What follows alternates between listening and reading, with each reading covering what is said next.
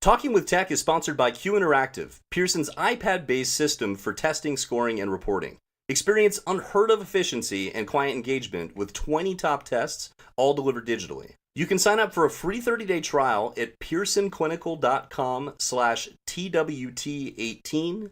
After that 30 days, if you want to go ahead and use it, call 1-800-627-7271 and give them promo code TWT18 to get 10% off the Q Interactive license. This is only good through the end of the year, December 31st, 2018, so try it now.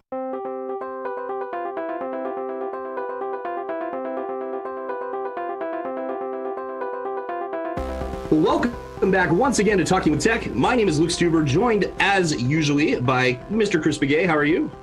I'm great. Happy that we're all here today.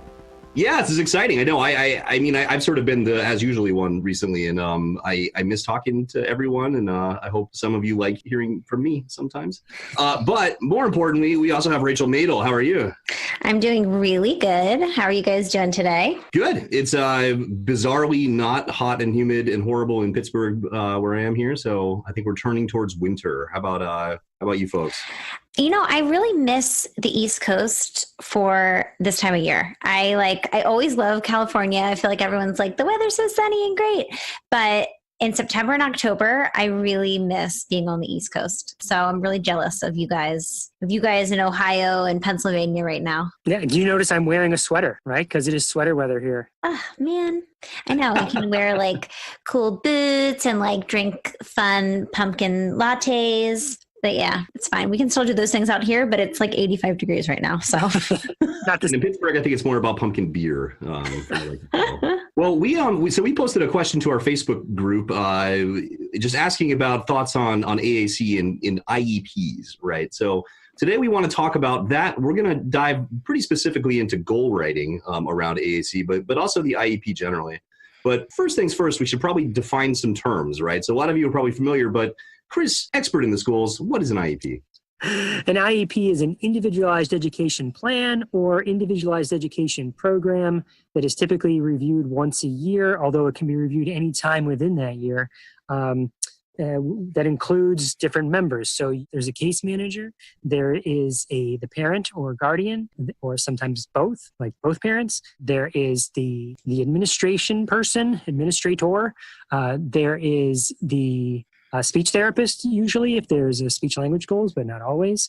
And then any other related service staff that might be there. Great. As long as we're defining terms, right? When I was working in the schools a lot, we also would be doing things like converting IFSPs and all these other acronyms. Like, what's the difference? Are there different terms for different stages of the education journey? That's exactly it. An IFSP is for students in early intervention. So it's a family service plan, individualized family service plan. And it's more about how to help the entire family work with that student at the early intervention. And early intervention can be different based on the state that you're in. So, some states it's birth to 2, other places it's birth to 3. But the idea is that once you are part of the public school system, you're working with an IEP. Okay. So I can say from my experience that just conceptually the whole structure of IEPs, while it is mandated by the IDEA Act, right, and other things, is highly variable from district to district. And then a second comment would be that the way that AAC is approached in IEPs is incredibly super duper highly variable from district to district and person to person. And so I guess we wanted to talk about some of those things. First of all, I mean, when would AAC be even introduced into a student's journey, right? Are we looking back to the IFSP? Maybe, depending on the student, right? I mean, sadly, I'd probably assume that many kids, unless they have some sort of early diagnosis, medical diagnosis, that we know that they're going to need it right away, I would imagine most kids don't get any sort of AAC, or it's low-tech AAC at best in the early intervention stages. That's probably changing over the years, and you're finding more and more that are starting out with more robust language systems early on. But I still say it's, again, speculating here. It's not like I have some sort of data, just speculating that it's not as frequently implemented in EI. What do you think, Rachel? This reminds me of a quote that I often cite, and I'm so mad that I can't think of the author right now, but it talks about AAC, and it says AAC is not a last resort intervention. And I think that idea is so powerful because I think that there's, generally speaking, this idea that, okay, like we're really going to push for kids to imitate words. And when that doesn't work, then maybe we'll try signs. And when, maybe signs aren't working, then we'll, switch over to PECS. And then when we feel like PECS maybe isn't the right solution, then we'll, introduce a high-tech system. And we know that AAC should start being implemented really young. And we've had episodes on that.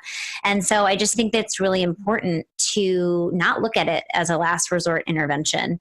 We know how powerful it can be from very early on. So anyway, that was what I was reminded of when we started talking about IFSPs. And, unfortunately, I do think that it's not introduced until a lot later on in the game, like after kind of these other options have been exhausted.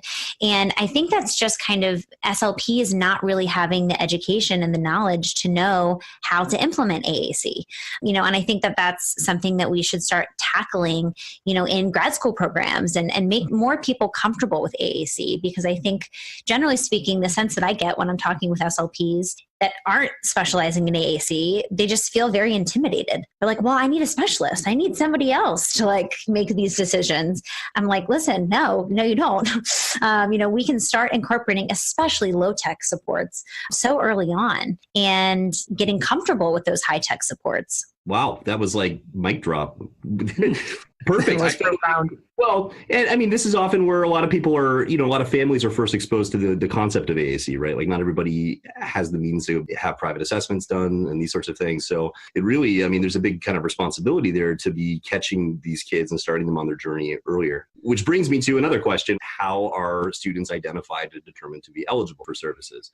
And in my experience, if there is a clear access need, right, secondary to like an orthopedic impairment or like, kids that cannot access such device, they'll be identified often sooner, right? Rather than a kid that maybe is physically, has no impairments, but is just sort of a late talker, right? That's often what I hear at that age. Is that similar? Well, Lucas, I want to clarify what your question is here, because when you say eligible, I think that steers the conversation in two different directions. Do you mean how is someone found eligible as a student with a disability that has a right to get services in the first place? Or do you mean eligible to have an augmentative communication device? Meaning they've already been found eligible as a student with a disability, but they get a communication device. What did you mean by that? So I guess I've always thought of eligibility as just being the blanket, can you receive services, with then AAC being specified as like a necessary support. I hadn't thought of that in two different ways before, but that's a good point. We should make that clear. So what I was thinking of was, in that case where you have the 4-year-old, the 5-year-old in preschool who isn't developing language at a typical rate, or maybe does not have language. I have heard people say to me, it is difficult to find those children eligible for services in the absence of any other sort of category. Chris is giving, this is a great look. If you can see right now, he's sort of like, people say that. Hey, yeah, I'm just reporting from the field. A way a student would be found eligible as a student with a disability is that you would do some sort of assessment, and then a team would get together, an eligibility team, that also includes the parents, and it's very similar to an IEP team. Usually it's the same members plus the people who may have the assessments. And then you compare the results of those assessments with the definitions laid out in the law about all these different disability categories. If a student was completely nonverbal by 4 or 5, it's very likely they would be eligible, they would be found eligible for services as a student with a speech and language impairment, right? Yeah, I would certainly hope so. So standardized assessments are our friends. And, one thing, and this is sort of bizarre to say, but a luxury of our specific area of this field is that typically eligibility actually isn't a huge question in my experience. If you have a student that simply has not developed language or just, can't produce it for motor reasons or whatever, that's usually pretty obvious. So once someone's found eligible, then the first thing that happens is that there's a certain number of days that you have to then write an IEP. And that IEP team meets, a case manager develops the IEP, and then you start to write the IEP. IEP team meets to then kind of go over it and put that in place. And so you asked, Lucas, when you started this conversation, you said, what is an IEP? And I think then you'd have to break down, following that train of thought, you'd have to break down what are the components of an IEP? Like, what do you find in that IEP? And so one of the first parts of that is called the PLAF, the Present Levels of Academic and Functional Performance, also known as PLAF, which is fun to say, right? PLAF. It sounds like some weird sensory Play-Doh or something. Yeah. But what it is where you take those initial assessments and then you kind of document them. And then as the years go on with the writing the IEP, this is where a student is currently functioning. And the idea is here you lay out what the student's strengths are and where they need to improve. And that where they need to improve then becomes a goal. And that's where you put the goals, which is kind of what we were going to talk about today, is about how do you write AAC in the PLEP? How do you write it in the goals? Do you put it in accommodations? Just to kind of round that all out, accommodations are another part of the IEP, accommodations and modifications, where you list what does the student absolutely need to have to guarantee a free, appropriate public education. They have to have this or we're going to be not denying them free, appropriate public education, known as FAPE. And so those are often items or different actions you need to take to ensure that the kids get what they need. And I guess the last part, there's lots of other parts, but last parts that might be relevant for this discussion is the idea of services. That often speech language services are written on a page, and that's where you get like 60 minutes a week or whatever it is. Well, you just sparked something in my head that I always wonder about and would love to talk to you guys about as far as the services page, because, we know these kids, they will get speech and language services, right? If they're qualifying for AAC or, AAC is in the discussion, then we know that there is a speech and language delay at the very least. So that's assumed, but how do we incorporate the training piece? So I'm often talking to my families about getting some type of AAC consulting written in the IEP. And so I'm from Pennsylvania, and I was doing a lot of stuff in the schools in Pennsylvania. And then I moved to California, and I feel like things are so different here. And I'm also in private practice in California. So it's very hard, kind of just coming into some IEP meetings and not really having my hand in the schools, but kind of. So it's just things are very different. Is that something that every person in every state can advocate for, is having AAC consulting in the IEP? It's an interesting question, right? And it's one that's specifically relevant to AAC in so much as we have a lot of research that shows that one of the biggest predictors of adoption of AAC, right, is training of the family and the caregivers and the rest of the circle of support. So for that reason, it's particularly relevant in our field that is a need. And then a secondary reason is simple poverty of time, right? People in the schools, there's not enough time to provide the adequate amount of modeling and direct intervention that we also know to be a predictor of success. To your point, IDEA requires that the device be funded by the school, which everyone hopefully seems to know, but also that the school funds adequate supports for school personnel in order to support implementation. And that can be defined in a number of different ways, right? And largely depends on the size of the district. Certainly one thing that they will do is provide trainings. Smaller districts that maybe don't have a dedicated consultant will bring someone in. I've served that role many times. But one way or another, as a parent, certainly you'd want to be in a position to advocate for those necessary supports, because I would say they're of equal or sometimes even greater importance than what's happening around the device. Exactly. And that's what I do advocate to my parents. I say, listen, you have this IEP meeting, you need to fight for the training that we need to support this device. I don't understand how these districts are getting away with doing a whole assessment, getting the AAC assessment, delivering a child a device, and then just basically dropping it in their lap and not teaching anybody how to use it. They're not teaching the parents how to use it. They're not teaching the SLP in the schools how to use it. So nobody knows how to use it oftentimes. And so they find me and they're like, oh, we need help with this device that no one knows how to use. And it's just crazy to me. That's not written into the IEP. And I feel like it's not being written in because parents don't know to advocate for that. They don't know how important that is. So that's the first thing that I talk about when we're talking IEPs. I'm like, do you have any type of AAC consultation or anything like that in your IEP? Because that's a necessary part of this whole process. Yeah, so it's really an interesting question, Rachel, because, I work in the schools and I definitely would advocate to have what a student needs written in there. Lucas mentioned IDEA, and the definition of assistive technology is split up into two parts. The assistive technology device, which is obvious. We're talking about AAC devices. That's an assistive technology device. And then AAC service, which would be AT device and AT service. That'd be the second part of the definition. And a service would be, again, related to an AAC device, would be, what do you do with that device? A part of the definition specifically says training, right? So I want that to be written in as well. But this is a story that just happened to me. A parent advocated for it to be written in. It got written in. And I think that's another question we can come back to is, well, how do you write it in and where do you write it? Because someone, an outside advocate said, you got to have it written in. You got to have this AAC training and coaching written in. It was. And then they met with me and I said, I just want to be clear, what do you think I'm going to do as the AAC coaching person versus the on-site SLP? Like, what do you think that person does?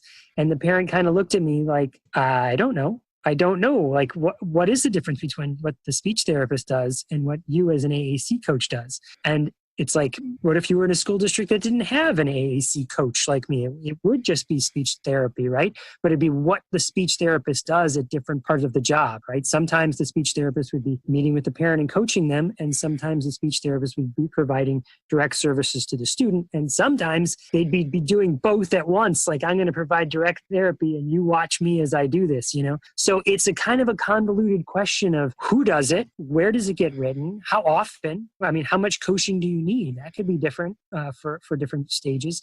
So yes, maybe it should be there. I think we might all agree that. But then it gets really murky really fast about how do you actually write it in and who does it. I was just going to say, I think it just lends itself to a bigger question of, I mean, it's so individualized. So say you have a child in a district where the SLP knows a ton about AAC and, you know, they've worked with Proloquo and they've worked with LAMP and they've got devices funded, you know, and they feel very, you know, confident. That's very different than a school district who has hired a fresh grad and who has no AAC experience. And so it's really challenging to figure out what's the optimal level, right? And we know that, you know, there's a lot of services that need to be had and there's not a lot of staff to be, you know, doing those services. We know that, right? Everyone's kind of has a lot of kids on their caseload and a lot of work, there's a lot of work to be done. So how can we try to mediate that and get the children what they need, all while managing all of these other things that are at play? And I think it's really challenging. But I think one of the important things to remember is it has to be a coaching model. And I love, Chris, that you're calling it an AAC coach. Yeah. I'm going to start calling myself an AAC coach because everyone calls me a consultant. And I just love we talk so much about coaching on this podcast and it's so true. Well, where do you think it gets written in? I mean, should it be written as a service, you know, AAC coaching as a service? And is that someone different than the speech therapist? Or is it the speech therapist and they just do have two hats, you know? It's hard. I do think it needs to be designated as something separate, right? Because I think that there's this idea, especially with parents and teachers, that they get twice a week for 30 minutes. That's their speech therapy time. So if you spend one of the 30 minutes just sitting and talking to the teacher, I mean, while I think that's totally fine and acceptable, because I think that's the way that we should be providing our direct service is training the circle of support around a child, regardless if they're using AAC. But I do think that there's this stigma attached, like they're not getting their service. Why are you talking to the teacher? You're not working with the kid. I've had, you know, situations at schools like that where I've spent those minutes reinforcing a concept with the teacher or planning ahead for today's circle time so that the teacher's prepared to, you know, maybe give some prep time for the student so that they're able to participate effectively. I mean, I think those teachings are so valuable, but I've had administrators even who have questioned what I'm doing. So-and-so is saying that you're not pulling him twice a week, or you're not providing the right amount of minutes. And so I just think it gets, like you said, murky. And I think that one way to, at least in the short term, distinguish that is having something separate written in the IEP. Now, who does that? Good question, right? And I know that some districts, they don't have an AAC specialist or an AAC coach, if you will. So it just gets complicated. Well, if I could jump in a little bit on this. So there are actually some structures built into the IEP that are helpful in this regard. So one of them is the distinction in service time made between direct service and related services, right? A direct service line could have time that is literally intervention performed by the SLP, whereas a related service time, which I have always indicated as augmentative communication consultant, or we could say coach, is totally fine. That would be the line item that would be dedicated towards training teachers and staff, those sorts of things that are not one-on-one contact with the student. Whether both roles are performed by the same person is totally fine, but I always advocate for parents and educators to have both of those, because what that does is that gets you more time no matter what, right? There's more supports in terms of time, maybe more supports in terms of personnel. And then there's another section that's the supplementary aids and services, right? Which that's where I would like to see an AAC device specified, right? But when I say specify, there are some do's and don'ts about that. And so just very briefly, I would say do not specify a specific system or app, anything like that would be locking you in program for a whole host of reasons, not least of which being that it might not be the right fit. Do specify other accessories and things that might be necessary, such as a keyguard or switches or eye gaze access, anything else that's going to be required to make that device useful. I've seen situations where speech generating devices can't go home at night, right? So this is one place where you could advocate that this is a speech generating device that is available to travel, or the opposite, where maybe the family will be supplying the device and you can encode that there, saying that the school is also to use the one that is being used at home, because I've seen it happen where that one comes from home. There's a different SGD that's in the classroom, and then this students learning two different systems. I think that's an awesome, do and do not list. A question maybe to tease out a little bit is, if you're going to list it on supplemental aids and services, or wherever you list it as AAC coaching or consulting or whatever the separate is, how do you determine how much time that should be? And who are you providing it to? And is that different amounts of time for different people? Meaning, is the teacher get a certain amount of time, or a parent gets this different block of time versus assistants that get a different block of time? Or are they all the same? And how much? That is a question. There's some people that it might require 5 hours of training, and as others might require 20 hours of, and again, I'm using training, I mean coaching, 5 hours of coaching, and others 20 hours of coaching. And like you said, Rachel, depending on their prior experience, it might be like they don't really need training. This kid, luckily enough, is in a classroom that these people have been through it for the last 3 years. They know what they're doing. You know what I mean? They don't need training. Exactly. And it's the one thing we're not looking at the child for that answer, right? It's about the circle of support. And so it's so hard, especially because with high turnover in school districts, it can change. So you could have that sweet setup where your teacher's awesome, teacher knows AAC, SLP is awesome, she knows AAC too. And then all of a sudden next year, teacher and SLP are gone, and we're maybe we didn't need as much training for that, in that IEP. And now it's like we're starting from ground zero. So it's a challenge to try to figure out how to specify it all and what's the optimal amount.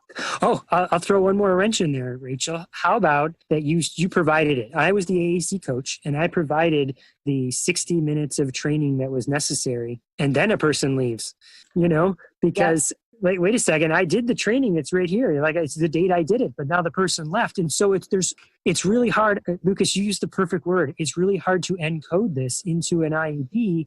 There has to be some level of professionalism that says, look, I know that person left. And as soon as that person left, they got to call me back and say, hey, that person left, because how would I know necessarily that a person has left? I've seen execution be widely variable, right? Because I've seen numbers all over the board depending on the district. Is there a rule of thumb out there that governs this? No, but I like maybe an idea that you could have a monthly touch base or a weekly training of some sort, a weekly coaching. But that is significant numbers based on how many kids there are out there that would need that, In another respect, in the school districts, we have what we call instructional facilitators for technology. They're not related to AAC or special ed at all. They just are people that are in the schools that help teachers implement technology, right? And there's never a kid needs 30 minutes with the technology resource teacher or the instructional facilitator for technology so they can learn their keyboarding skills. It's part of the case manager just needs to own it and learn it, And so I could kind of see that sort of model as well, is that maybe it's not written in so much as that it's just something that is completely supported by the school district. But that's dangerous, because what if it's not, And that was kind of leading into my thought. It feels like we need to think bigger scale, right? We're kind of thinking like, okay, Johnny's in classroom A and we need to teach his teacher and his aides how to use his AAC. We need to think like school-wide, district-wide. How are we training everybody about AAC? Because that's when I think you make the most impact. I don't think that's necessarily the reality in a lot of the school districts. But I think that, on this podcast, we talk about the ideals and what we hope for and what we see the future of AAC becoming. I see it as a place where we're teaching everybody. Because everybody can make an impact with a child who is using an AAC device. And I just think that if the school district's supporting it, if the entire school is supporting it, it helps the child, but it also helps foster the sense of community and belonging for children with complex communication needs. And so, that's the ideal. How do we get there? That's a little bit harder, but that's my hope, is that we can figure out ways to make it larger scale. Yes, it's a culture, right? You're building a culture and you're building a mindset. And that can happen one student at a time, but it's so much better when it's everybody, right? Yeah. And that's why I loved the specific language approach with Eric Enger, because I feel like that is something that really benefited his district, was, kind of taking an approach like, one size fits most. And I think that that's the huge benefit in that, is that everybody is starting to be exposed to and learn about AAC. And so I think that episode, if you haven't listened to that episode, you have to go back and listen to it. It's really changed a lot for me, and recommended it to a lot of SLPs and other AAC specialists. And it's a really interesting concept. And I'm so excited, Chris, that you had him on. It was such a that one's still controversial for me. But it's a good one. First of all, I just want to say I totally agree with everything you're saying. To me, that highlights the need to go ahead and put a time on that line of the related services, no matter what, because you can go out and do it with the peers or whatever. Just make sure that you don't sort of shortchange yourself in terms of the time that you're able to spend with the student by not putting enough in at the beginning, right? But we did say we'd talk about goals, right? So just briefly looking at the legal piece of it, right? So the AAC was encoded into the IDEA Act in 2004, so it wasn't going all the way back to the original one. But the educational accommodations around AAC that are encoded there are not just around educational outcomes. They're also around social interaction, language and cognitive development, and participation in what they call activities of daily living, which is basically all the fun stuff. So I just want to sort of open up by saying that goals don't always need to be strictly around academic performance, right? They can be around a whole host of other things. But they're required to cover what is to be learned in a 12-month period. They have to accurately and objectively represent the present levels of the students and the growth trajectory, and then be stated in measurable terms, which we'll get to, right? So there's a lot of schema out there. Like I was always taught SMART goals, which was specific, measurable, actionable, relevant, and timely, right? But there's some specific to our field. I don't know. How do you go through the process of evaluating the quality of a goal? Oh boy, this is a big can of worms, because goals are so, it's so difficult to see a goal that is so specifically measured. And let me give you a quick story here, because I think this helps to illustrate it, and it may be a strategy that people can use. A few years ago, I had the idea that maybe we could help people write their goals, and better yet, collect data on their goals by using Google Forms, right? And so at 2 schools, I got to sort of chair committees where I got a couple volunteers of teachers together, not specific to AAC, just we're going to collect data using Google Forms. In order to collect data using Google Forms, we've got to put the goals into the Google form. And as they were doing this, and then trying to come up with how they were going to measure the goals using the Google Forms, what came out with every single teacher at both schools was, yeah, my goals are really hard to measure. I'm trying to measure all these different aspects all at once, as opposed to trying to whittle it down and being very specific about one specific aspect that I'm trying to measure. And that, I think, is kind of a global thing I see across the scale, is that we're measuring all sorts of different stuff within goals rather than just one thing. So my tip, my strategy is try and see if you can take your goal that you're writing and put it into a Google form and see if you can come up with a way to measure it using the Google form. Because if you can do that, then you've written a very measurable goal. Interesting. I haven't ever tried that. Whatever about something you're thinking about it, you got to plug something in. So I'm trying to think of some of the goals that I've seen that are great and some of the goals that I've seen that are challenging. And of course, I'm thinking of all the fun, challenging ones off, first. That's always where my mind goes. But one goal that I saw a lot in the schools, for example, was student will express their wants and needs using an AAC device in 4 out of 5 observed opportunities. Like, what's wrong with that goal? I know something that's wrong with it. Okay. We use language for so many other things beyond just requesting our wants and needs, which we talk a lot about on this podcast. But, we use language for so many different reasons. And I think that that's the number one thing I see with goals is kids, or with AAC in general, is that kids get stuck with requesting. They get stuck just asking for the things that they want or they need. And I think that's where we kind of stop. It's like, well, they got their basic needs met. Like, they're good. No, they're not good. They need to see language models of all types of different things, like commenting and asking questions and protesting and, all of these things. So I think that that's something that I always am sure to write into all of my goals. It might include requesting, but it never ends with just requesting. I think it's really important to expand, especially for, clinicians who might not know a lot about AAC, making sure that we include those in the goals. And I do a lot of work working in collaboration with school SLPs for the kids that I see privately. And I think that everyone, for the most part, has a really genuine interest to learn and to expand their knowledge base about AAC. It's usually the thing I start recommending right off the bat is like, okay, he's good at requesting on that device, but like, how can we create opportunities for him to use language for a variety of different reasons? Yeah, absolutely. What else is wrong? What else is wrong? Good. Well, something else I think that happens quite frequently is when an AAC device is implemented, the speech therapist or the team in general immediately throws out everything they know about language. It's just language therapy. It's the same as language therapy. I mean, it's not the same exactly because you have all those different competencies that we've talked about in the past, and that we did an exceptional ed course on it. If you want to go back and participate in that course, we did one on kind of the modern era of all the different competencies, the AAC competencies. So it's a little bit different, but really the therapy you're doing, the language goals that you are writing are language goals. Think of them in that regard.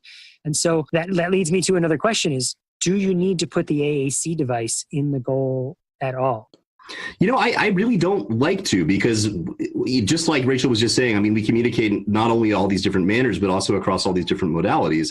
And why would we not honor a student verbalizing a request or making a gesture request or these different things? I mean, we don't want to limit their means of communication. And we also don't want to create a negative sense around the AAC, right, when we're starting out, right? Like, no, use your talker. We knew what you said, but use your talker. I agree. I don't think we should be, having kids say something verbally and then like having them go say it again on the device. Can you imagine how frustrating that would be if you like kept saying things in different ways and people were like, no, but say it in this way.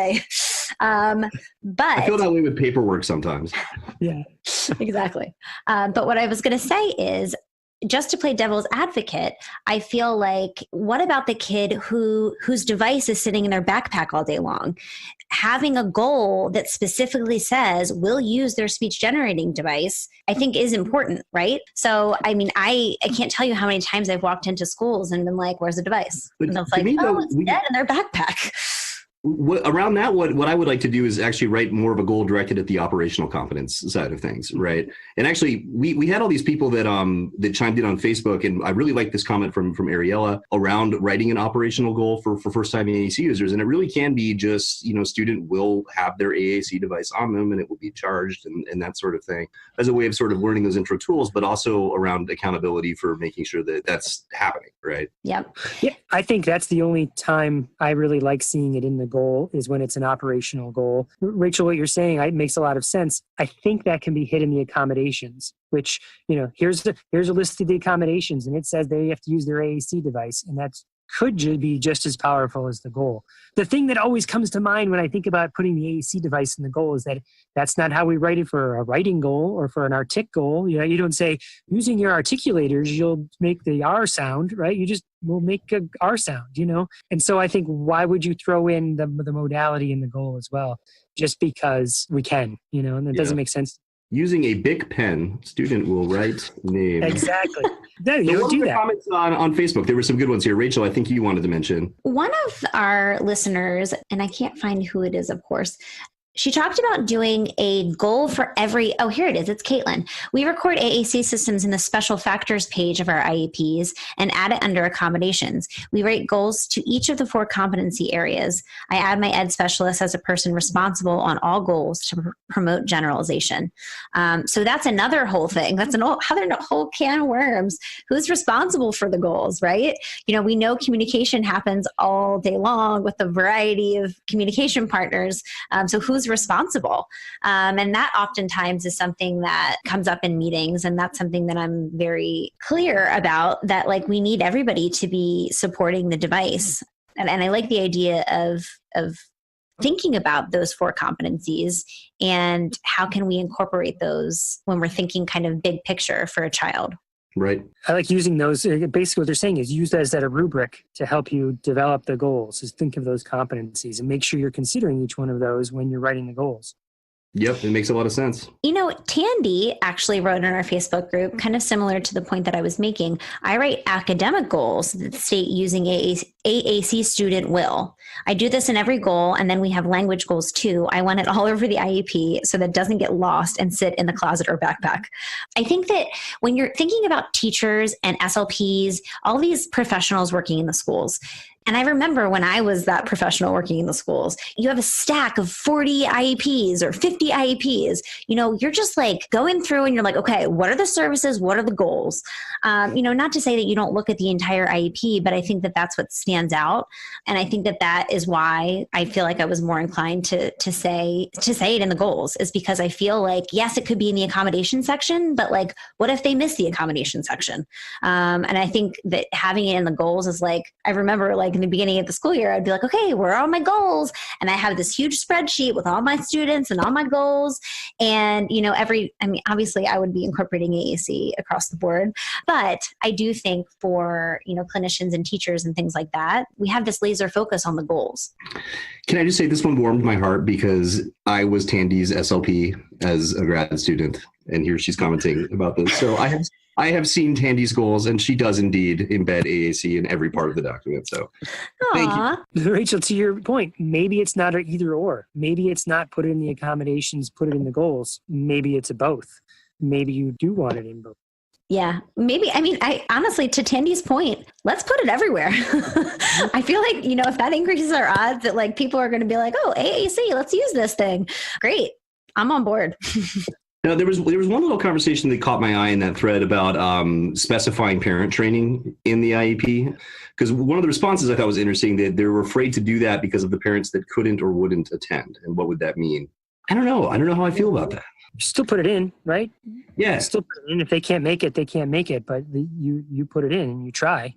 Right. Part of my worry there is if you specify that and you've sort of made an argument to administration or whatever about the time included, perhaps it would have been better just to specify training or supports generally so that you could reallocate that time to staff. Maybe that would happen in reality anyway. I'm not really sure, but it's an interesting point. To another point, Lucas, that you made earlier that's kind of lingering in my brain here is you said, a do not do is write the specific device in the IEP, which is cool. That's how we do it, and I agree. But here's the question around that is, what if a kid needs a specific device? Kid has been using a device for 3 or 4 years. They're more fluent on this device than anything else. And as an accommodation, what we've written is augmentative communication system. Do you know what I mean? And now they move from LA to Philadelphia, and the Philadelphia people are like, what do they use? What system is it? Like, what? No, yeah, we don't use that system here. We want to use something else.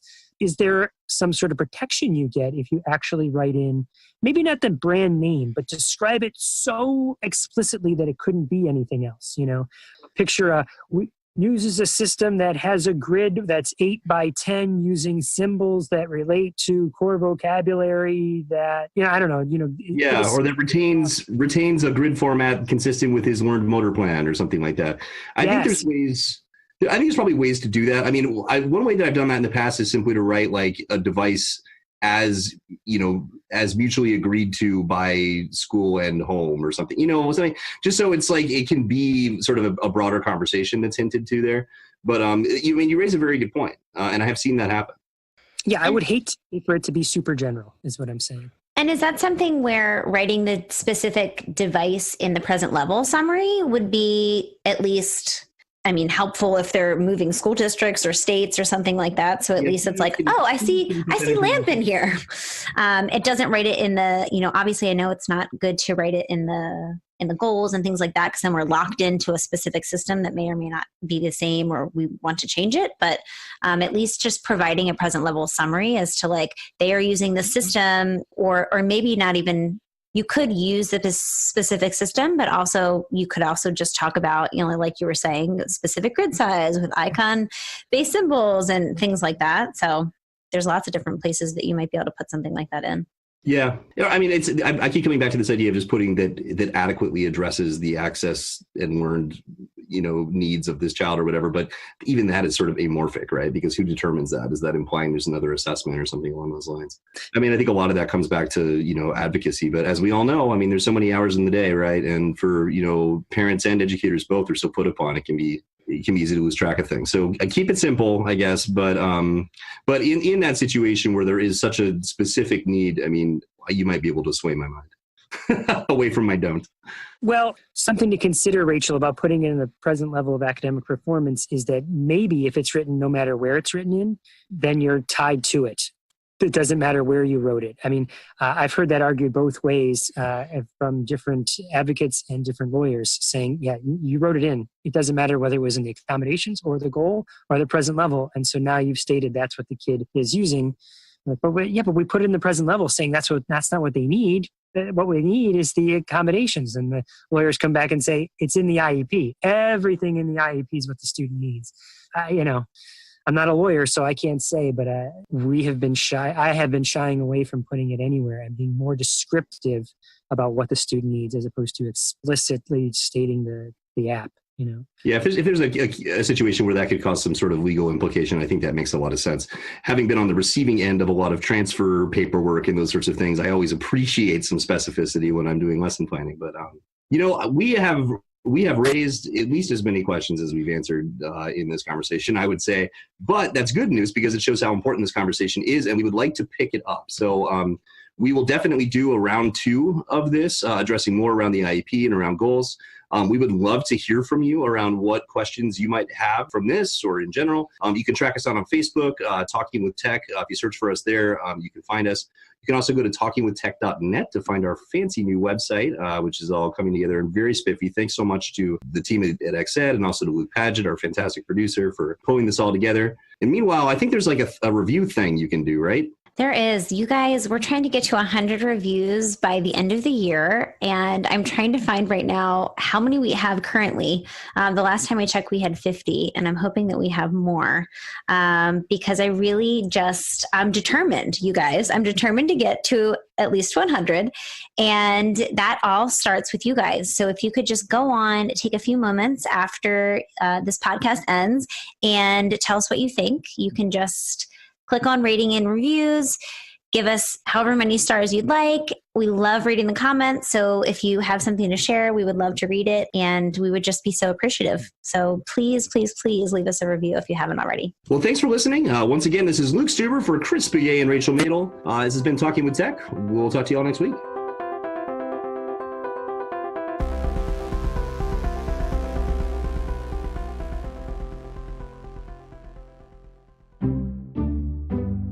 You're listening to the Exceptional Podcast Network.